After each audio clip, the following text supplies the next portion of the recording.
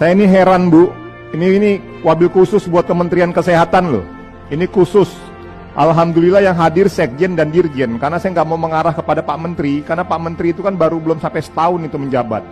Artinya baik atau buruknya Kementerian Kesehatan, itu wajah dan citranya itu dilihat dari Sekjen dan Dirjen-Dirjen yang hadir sekarang.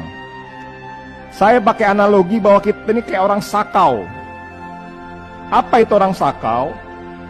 Kalau lagi sakau itu kita menyayat-nyayat badan kita sendiri. Hari ini kondisi bangsa dan negara ini lagi bermasalah dan ibu-ibu Kementerian Kesehatan maupun bapak-bapak yang ada di situ malah ikut menyayat-nyayat badan kita. Kenapa saya bilang seperti itu? Bagaimana tidak? Kondisi di lapangan kita ini sedang kekurangan alat. Yang kedua, kita sudah punya prototipe alat-alat yang lengkap. Yang dalam hal ini Kemenristek dan BPPT maupun semua LPNK itu sudah siap ready. Tapi hanya karena alasan prosedural dan administrasi sertifikasi, kita menghambat diri kita sendiri untuk menyelamatkan anak-anak bangsa hari ini yang kena korban COVID-19.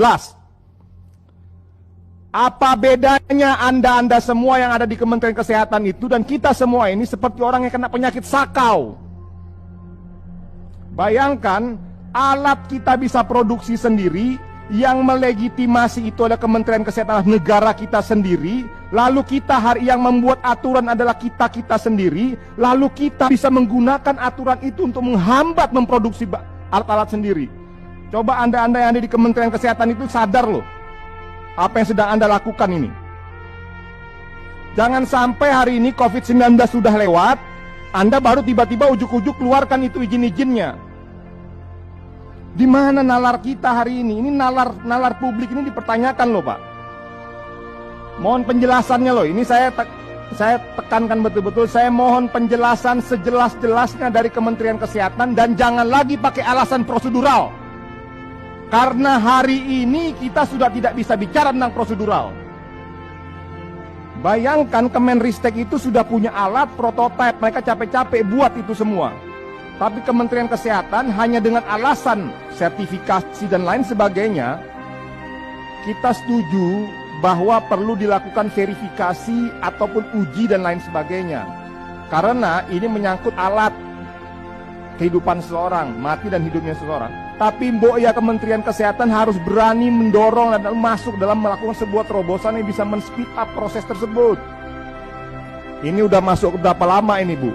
Pak, jadi saya ingin sampaikan kepada teman-teman semua yang ada di komisi yang hadir hari ini, semangat didorongnya rapat gabungan ini karena kita melihat keengganan Kementerian Kesehatan beserta jajarannya untuk menggunakan produk dalam negeri yang dibuat dan diciptakan oleh anak-anak bangsa yang ada di negeri kita ini.